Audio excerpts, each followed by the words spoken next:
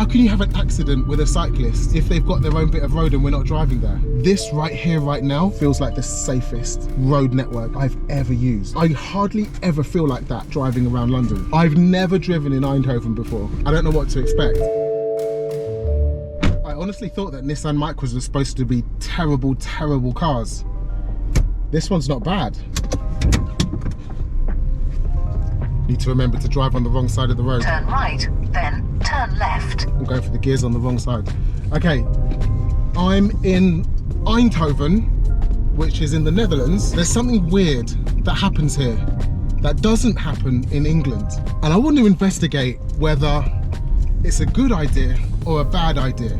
The Dutch love cyclists. They love cycling, and cyclists have priority everywhere. What I'm going to investigate is if that's a good idea, if I'm gonna get into a tussle with a cyclist, if I'm gonna have a scary moment with a cyclist, this is gonna be interesting. So I've picked up this Nissan Micra from Hertz from Eindhoven Airport. I didn't know I was gonna get a Nissan Micra. It's so smooth. That might just be because I drive an Abarth 595, but this car is super smooth. It's got everything that you need as well, and I bet it's pretty cheap. I bloody love driving abroad. It's so fun. I set off in second gear. I realized that wasn't on purpose. The cycle lane is bigger than this two-way road. You can see already how cyclists have the most priority here. If this cycle lane wasn't here, we'd have enough room for 2 lanes and lines down the middle. But what we've got is a huge cycle lane and a road not big enough for 2 cars. There's one thing about driving in Europe. I think that their roads work better. Okay, they're on the wrong side, but look at the road markings. They're so clear. When was the last time you saw that in England? The traffic lights are so clear and the signs just look neater and tidier. Okay, this car is slow AF, but I'll let it go because that's exactly what you expect from this kind of car. We're not expecting Abarth acceleration. Right, need to remember to go into first gear. Look how nice it is here. I've never driven in Eindhoven before. I don't know what to expect. This is as new for you as it is going to be for me. Oh no, it's quite nippy. I can definitely hear a turbo under the bonnet as well.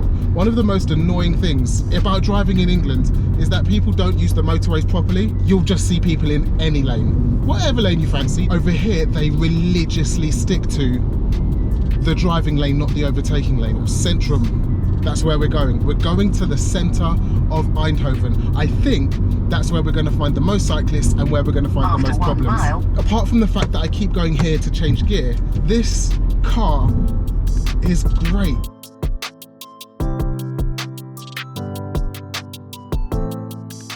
Here's what people really worry about driving abroad: roundabouts. All we do is steer the other way. Normally on a roundabout, you'd go that way to enter, you just go that way. It makes sense in my head. Does it make sense in yours? Look at this. I can see where I'm going on the sat nav. It's down there. And it's on a sign as well. You can't go wrong.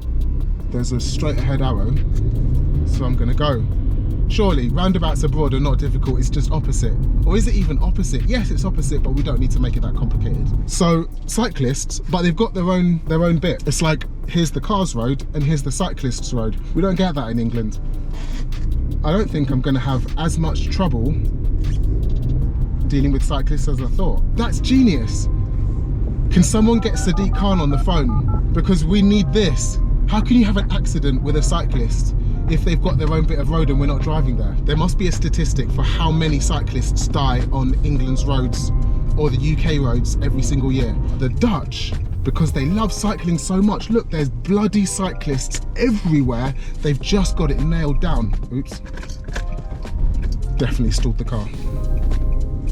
1, 2, 3, 4, 5, 6. Turn right. Cyclists. 7, 8, 9, 10, and that's just in the one bit that I can see. Not 11, 12, 13 across the road. We could be doing this. Why are we not doing this? If you cycle in London, you don't value your life. That's true. I guarantee the number would be so much more if we had a system like this. 2 more cyclists. Look how lovely it looks. That guy's having the best time, just pinging along his own road, not a car in sight. I need to know what this red circle with nothing in it sign means over here, because in England that means no vehicles can enter that part. I'm driving right through the center. This feels like the safest, most thought out road system I've ever been on. I've driven in a lot of places all around Europe. This right here, right now, feels like the safest road network I've ever used. The cyclists are absolutely everywhere, but they're completely segregated. The roads make sense. All of the signs are extremely clear. The road markings are so clear. I don't feel like I'm gonna have a crash here. I don't feel like anybody's gonna quickly run out in front of me. I don't feel like there's hazards and obstacles to avoid. I hardly ever feel like that driving around London. This is quite funny. This is a thing I've heard about the Netherlands before. Everybody's got a bike. And when you go to a shop, you just leave your bike outside the shop. There's cycle parking everywhere, not a single bike chained up, just leaning across the railings. If that happened in London, the bicycle would be stolen in under half a second. But here, just seems like it's not a thing. I wasn't sure that that was true, that everybody just leaves their bike unchained, unattended, but it is. The rules and regulations and the signage is going to be different everywhere you go, slightly different. From France to Belgium to the Netherlands, their signs and road markings are different. So Google, look online at what the most common signs and road markings are. That will help you absolutely loads. I didn't do that, but I would recommend that you do it. Then you'll know what the red circle without anything in it means. Oops, I'm in this lane. The other good tip I'll give you about driving abroad is don't be afraid to make mistakes. Don't be worried about getting it wrong. I clearly got it wrong there, but if you're safe about it, you can make it right. If you've got nothing to do on a weekend, use Skyscanner, get the cheapest flight to somewhere for the day, hire a car from the airport, set a route around, and then just drive it. You'll have the best time. Driving in Bruges was a complete nightmare. If you watch that video, it was difficult. It was so hard. It was horrible. It's not the same here. If you want to drive somewhere out of England for your first drive abroad, I would highly recommend coming to Eindhoven. We're going to end the video at a big yellow chair. Let's find the chair and I'll give you my final thoughts on driving in the Netherlands. Wait, look at this road sign. It's a screen and it changes. England could never. It should be just around this corner. Okay, that's not what I was expecting. Driving in the Netherlands makes more sense than in England. It's really easy. And they've nailed cycle safety. They've nailed road planning. I wish we had a situation like this. Look how big this chair is. Watch this. Driving in the Netherlands, driving in Eindhoven is way better than driving in England. Now I think it's time to get some snacks.